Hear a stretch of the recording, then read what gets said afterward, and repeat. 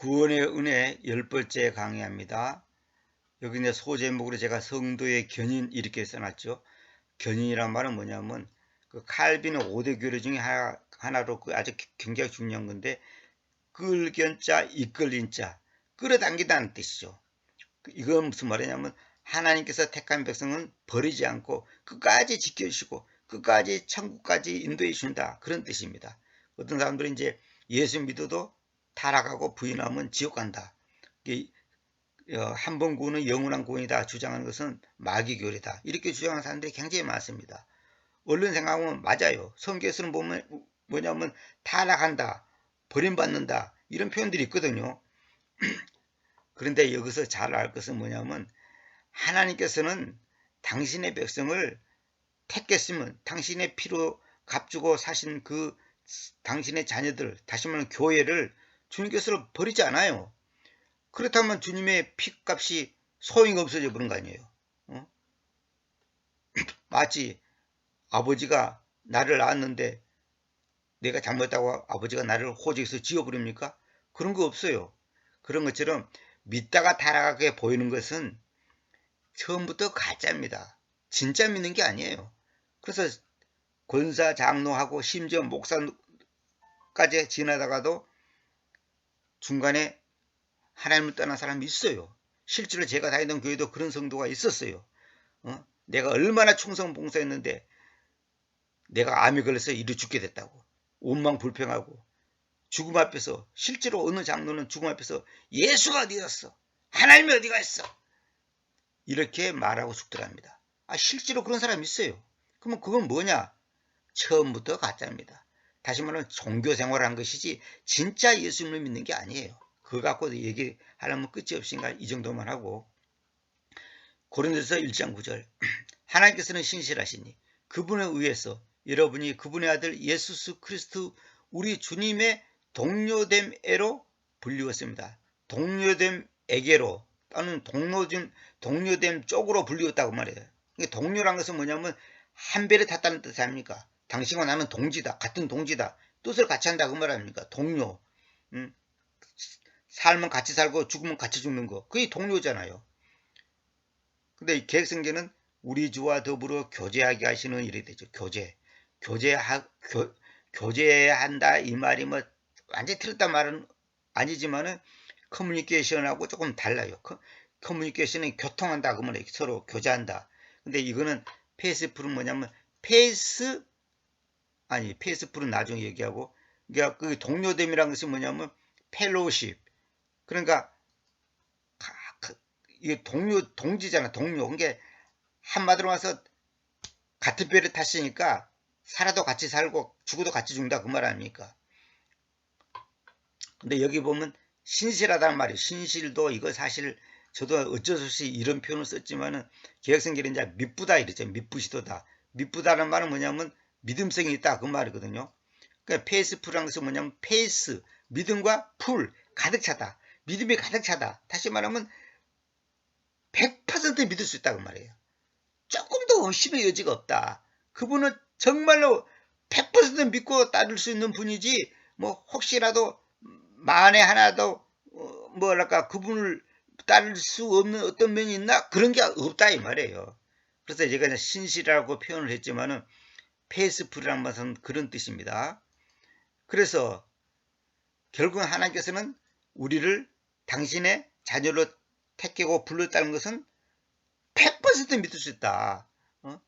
우리가 조금 잘못하면 하나님께서 야, 너 지옥 가, 이렇게 하지 않는다 이 말이에요. 자, 요한복음 10장 27절 나의 양들은 나의 음성을 듣는다. 그리고 나는 그들을 알고 그들은 나를 따른다. 나의 양들은 나의 음성을 듣는다. 다시 말하면 양은 주인의 음성을 알아듣잖아요. 그와 마찬가지로 우리가 주님의 음성을 듣는다 이 말은 주님의 뜻을 알 수가 있다는 거죠. 왜? 주님의 양이니까. 나는 그들을 알고 그들은 나를 따른다. 나는 그들을 알고 그들은 나를 따른다. 여기서 내가 설명을 했죠. 주님은 지성 대 지성이 아니라, 지성 알죠? 지성. 영 대 영으로 말한다. 주님의 주파수에 나의 주파수를 맞추는 것이다. 다시 말하면 우리가 말씀을 읽을 때 읽을 때 위로가 되고 기쁨이 되고 소망이 있죠. 그것이 주님의 음성이에요. 주님의 음성이 별거 아니에요. 물론 내면의 음성이 있어요. 저도 그런 체험이 있습니다. 내 가슴 속에서, 내 양심 속에서 들려오는 음성, 내 귀로 들려오는 음성, 또 다른 사람을 통해서 들려오는 음성, 얼마든지 있어요. 주님의 음성을 듣는 걸 또 부정하는 사람도 있어요. 그거 아니에요. 우리가 주님의 음성을 들었기 때문에 주님을 믿는 것이지, 안 들었는데 어떻게 주님을 믿습니까? 들으면, 이제 믿음은 들으면서 난다 그랬잖아요. 들어야지 믿음이 생기지. 그러니까 그 말씀을 들었기 때문에 우리가 하나님의 음성을 듣고 지금 예수님을 따르는 것이지, 안 들었는데 어떻게 믿습니까? 그건 안 되는 거예요. 그래서 28절은 그리고 내가 영원한 생명을 그들에게로 준다. 영원한 생명을 그들에게로 준다. 그래서 그들이 결코 사멸하지 않을 것이며 어느 사람도 그들을 나의 손에서 뽑아내지 못할 것이다. 참 이게 중요한 거죠. 결코 사멸하지 않을 것이다. 결코 없어지지 않는다는 거죠. 어떤 누구도 그들을 나의 손에서 뽑아내지 못한다. 그러니까 하나님이 택하신 백성을, 내가 하나님이 우리에게 영원한 생명을 줬는데, 이 말은 뭐냐, 구원을 줬는데 구원을 뺏어버리고 구원을 없애버리고 구원을 이렇게 할 수가 없다 이 말이에요. 안 된다는 거예요. 그거는 하나님보다 더 능력 있는 존재가 있다면 되겠지. 그럼 하나님보다 더 능력 있는 존재가 어디 있습니까? 그래서 여기 내가 이거 써놨죠. 이건 옛날부터 이거 쓰는 겁니다. 영원한 생명을 가진 자는 활력을 주고 개혁하고 풍요롭게 하고 구제하고 고상하게 하는 능력이 있다. 다시 말하면 구원받은 사람은 남에게 활력을 주고 개혁하고 풍요롭게 하고 구제하고 고상하게 하는 능력이 있다는 거죠. 근데 이 주님의 이름으로 구원받는, 주님의 피로 제사함받은 사람들을 어떤 다른 세력이, 다른 존재가 예수 못 믿게 하고 예수를 부인하게 하고 한마디로 천국 백성을 지옥 백성으로 만들게 할 수 있는 존재가 없다는 거예요. 안 된다는 거예요. 그거는 안 된다는 거예요. 그래서 많은 순교자들이 그것을 증명하잖아요. 순교가 뭐예요? 내 목숨을 다해서 신앙을 지키는 거 아닙니까? 빌립 지사 같은 경우는 돌에 맞아 죽으면서도 얼굴이 천사의 얼굴처럼 변한다 그랬죠. 변했다 그랬죠. 왜 그럴까요? 그의 믿음이 그 죽음 앞에서 흔들리지 않는다는 거죠. 천국의 소망이 있기 때문에. 그들을 나에게 주신 나의 아버지께서는 모든 자들보다 위대하시다. 그래서 아무 사람도 능히 그들을 나의 아버지의 손에서 뽑아낼 수 없다. 하나님의 손에서 뽑아낼 수 있는 그런 능력자가 있습니까? 하나님이 나를 딱 잡고 있는데, 나를 품에 안고 있는데 나를 갖다 뺏어갈 수 있는 어떤 존재가 있습니까? 안 되죠. 여기서 나에게 주신 그 말은 뭐냐면, 그들을, 구원받은 사람들을 예수님께 주신 나의 아버지께서는 모든 자들보다 더 위대하시다. 그래서 아무도 그들을 나의 아버지의 손에서 뽑아낼 수 없다. 이게 주님께서 하신 말씀이에요. 그런데 이걸 자꾸만 뽑아낼 수 있다고 생각하면 안 된다는 거죠. 로마서 8장 38절. 왜냐하면 내가 죽음도 생명도 천사들도 군주권들도 능력들도 현존의 것들도 오려는 것들도 높이도 깊이도 어느 다른 창조물도 우리의 주님이신 그리스도 예수 안에 있는 하나님의 사랑으로부터 우리를 능히 분리시킬 수 없을 것이라고 설득되어 있기 때문입니다. 하나님의 사랑으로부터 우리를 능히 분리시킬 수가 없다는 거죠.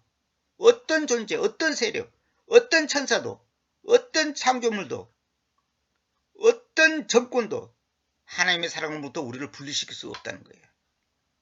그래서 여기 써놨죠. 영원한 생명은 하나님께서 친히 이루시는 일이며 영구적인 역사로 그것을 취소시킬 일은 아무것도 없다는 거죠. 다시 읽을게요. 영원한 생명은 하나님께서 친히 이루시는 일이며 영구적인 역사다. 일시적인 것이 아니에요. 그것을 취소시킬 일은 아무것도 없다. 마치 이거예요. 내가 사람으로 태어났잖아요. 나를 원숭이로 만들 수 있어요? 내가 김씨 집안에 피를 안고 태어났는데 박씨 집안의 피로 바꿀 수 있어요? 그건 안 되는 거예요. 그 근본 존재 자체를 바꿀 수가 없다는 거예요. 하나님이 도장 딱 찍었는데 그 도장을 뒤집어 엎을 수가 없다는 거죠. 그래서 이사야 41장 9절. 이거 우리가 잘 아는 구절이죠. 내가 너를 땅의 끝들에서부터 취해왔고 그곳의 주요한 남자들로부터 너를 불러서 너에게로 말하기를 너는 나의 종이니 내가 너를 선정해왔다. 그래서 너를 던져버리지 않는다고 하였다. 이것은 이제 이스라엘 백성 보고 하는 말이죠. 그러나 이스라엘 백성들과 하는 그 말이 결국 나에게 하는 말이죠. 그것이 내가 너를 선정해왔다. 그래서 너를 던져버리지 않는다고 하였다.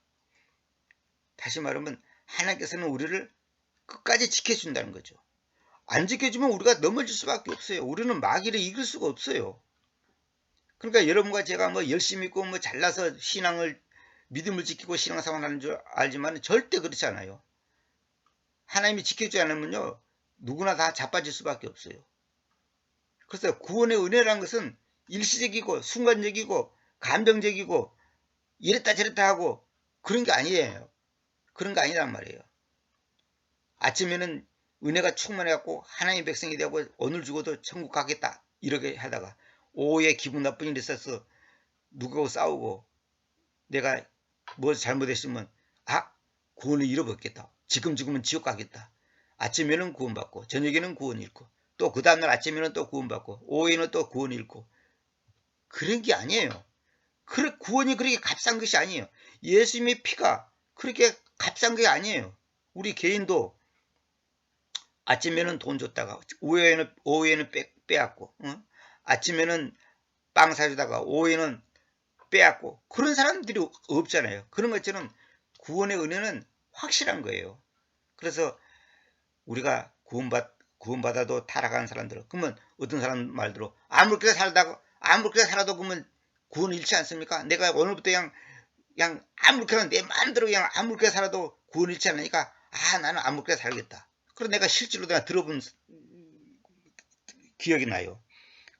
구원파 어느 성도인데 자기는 살인해도 감사하고 도둑질해도 감사하고 어떤 죄를 지어도 감사해. 내가 이 얘기를 지금 몇 사람한테 들었어요. 왜? 구원을 잃지 않으니까. 그 사람도 구원을 잃지 않는다는 걸 믿어. 그렇기 때문에 나는 살인해도 천국 가고 도둑질해도 천국 가고 오만 더러운 죄를 다 지어도 천국 가니까 나는 할렐루야 감사합니다. 그 사람은 구원 못 받은 사람이에요. 구원받은 사람이 그렇게 말할 수가 없어요. 그건 있을 수가 없는 얘기예요. 예를 들어서 나는 어떤 죄를 지어도 원숭이 안 될 거니까 개가 안 될 거니까 어떤 죄를 지어도 나는 사람이지 나는 개돼지가 안 될 거니까 감사하다. 그것도 똑같은 말이에요. 그건 말이 안 되는 거예요. 그거는 진짜 구원받은 사람이 그렇게 할 수 없어. 진짜 구원받은 사람은 죄를 지었을 때 넘어졌을 때 가슴 아파하고 하나님께 항복하고 회개하고 무릎 꿇고 용서를 구하고 다시 한번 주님의 십자가의 그 사랑과 그 은혜를 생각하면서 주님 용서해 주시옵소서. 주님의 자녀로서 내가 마땅히 똑바로 살지 못한 나의 언행심사를 용서해 주십시오. 이렇게 말하지. 나는 구원받았으니까 어떤 죄를 지어도 지옥 안 가니까 걱정 없어. 걱정 없어. 내가 직접 들었다니까요. 그건 가짜입니다. 소위 말해서 구원파 사람들. 구원. 그래서 그 사람들은 양심이 없어요. 옛날에 한동안 막 뉴스 많았잖아요. 남 속이고 갈취하고 남의 재산 빼앗고 돈 빌려고 안 갚고 그래도 양심에 아무 거리낌이 없어. 왜? 구원 안 이르니까. 네가 아무리 나를 욕해도 나 걱정 없어. 구원은 안 이뤄. 나는 천당 가. 나는 구원받았어. 다 가짜입니다. 그거는. 진짜 구원받은 사람의 신앙의 양심이 그렇게 할 수가 없어요. 그거는 있을 수가 없는 얘기야. 그거는. 만약에 아까도 말한 것처럼 나는 사람으로 태어났으니까 절대로 원숭이 안 될 거야. 절대로 강아지가 안 될 거야. 그냥 아무렇게 살도 괜찮아. 끝까지 나는 사람이야. 그리고 똑같은 거예요. 그건 말도 안 되는 소리예요. 그거는 진짜 정신 똑바른 인간이 그렇게 말할 수가 없어. 그렇게 될 수가 없다고요. 그러니까 구원의 은혜란 것은 어떤 감정적이고 순간적이고 어느 특정인의 이론에 좌지우지 되는 게 아니에요. 성도의 견인교리, 요거는 교리를 내가 가르치려는 것이 아니고 구원이란 것이 얼마나 놀라운 것이는 것이. 그래서 제가 이런 걸 상상해 봤습니다. 잠깐만 얘기할게요. 어떤 사람이 어마어마하게 돈 많은 사람이 저한테 1조를 줬어. 그 다음에 내 친구한테도 1조를 줬어. 그런데 헤어지려고 그랬더니 너무 감사하다 그러고 헤어지려 했더니 저를 부르더니 저한테 10,000원을 더 주는 거야. 가면서 정신 사무라고. 근데 내 친구한테는 100,000원을 주는 거예요. 그래서 내가 왜 그 돈 많은 사람이 1조나 줘놓고 왜 나는 10,000원 더 주고 친구는 100,000원 더 줄까? 이해가 안 가는 거예요. 근데 돌아섰어요. 근데 내가 시간이 지날수록 참 이제 자꾸 기분이 이상해지는 거야. 왜 나를 차별하지? 왜 나를 무시하지? 왜 나를 없이 여기지? 이렇게 1조 받은 그 기쁨이 사라지고 지금 10,000원 밖에 못 받았고 친구는 100,000원 받았다는 그 생각 때문에 내 감정이 점점점 그 감사가 사라지고 불평불만과 그런 것이 마음에서 일어나는 거야. 내가 왜 이런 비유를 드냐면 그건 말이 안 되잖아요. 친구한테 100,000원을 더 주고 나한테는 하나도 안 줬다 하더라도 그것이 뭐가 대단한 거냐고. 안 그래요? 1조로 받았는데 큰절이라도 100번을 돼야지. 이건 내가 왜 이런 비유를 드냐면 구원이라고 하는 그 복을 받았는데 천국이라는 천당이라고 하는 그 복을 받았는데 영원한 생명을 받았는데 내 친구는 돈도 많고 몸도 건강하고 잘생기고 부모도 뛰어나고 가문도 특출하고 모든 것이 훌륭해. 근데 나는 돈도 없고 건강도 안 좋고 집안도 별 볼 일 없고 공부도 많이 못하고 모든 것이 부족해. 그렇다고 하나님을 원망합니까? 불평합니까? 짜증냅니까? 왜 같은 예수를 믿는데 저 사람은 잘 먹고 잘 살고 잘 나가고 하는 일마다 승승장구하고 나는 하는 일마다 실패하고 나는 일이 못 날까? 라고 탄식한다면 그 사람은 얼마나 바보 같은 생각을 갖고 있냐는 거예요. 1조를 받았는데 100만원 덜 받으면 어떻고 10,000원 덜 받으면 어떻고 10만원 덜 받으면 어떠냐 이거야. 그게 뭐가 그렇게 대단한 거냐 이거야. 내가 진짜 구원받았다면 내 친구는 같은 예수를 믿는데 잘 나가. 세상적으로 하는 일마다 잘 돼. 나는 하는 일마다 망해. 별 볼 없어 인간적으로. 그것이 뭐가 나를 갖다가 슬프게 하냐 이거야. 제가 이 비유를 들었습니다. 그러니까 구원을 받았다면 내가 환경이 좀 어렵고 상황이 안 된다 하더라도 그것 때문에 하나님을 원망하고 불평하고 짜증내고 하나님이 계십니까 안 계십니까? 나를 사랑합니까 안 사랑합니까? 그렇게 말할 수 있어요? 그건 너무나 철없는 거죠. 마치 어린애들도 그러잖아요.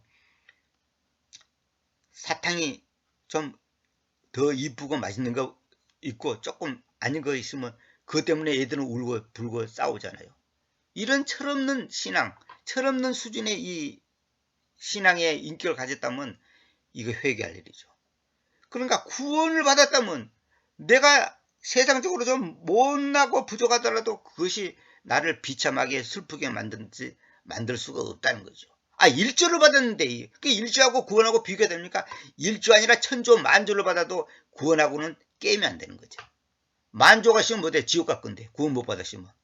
그러나 나한테 동련한 일도 없어도 구원받았다면 천국 갈 건데 뭐가 부럽고 뭐가 불평이고 뭐가 짜증내냐 이거야. 그건 말이 안 된다는 거죠. 오늘은 여기까지만 하겠습니다. 제가 간단히 비유를 들었습니다. 혼자서 제가 상상했습니다. 생각나서 지금 얘기했습니다. 오늘은 여기까지 할 테니까 구원의 은혜가 얼마나 놀라운 것인지 다시 한번 우리가 되새기는 시간 되었으면 합니다. 감사합니다.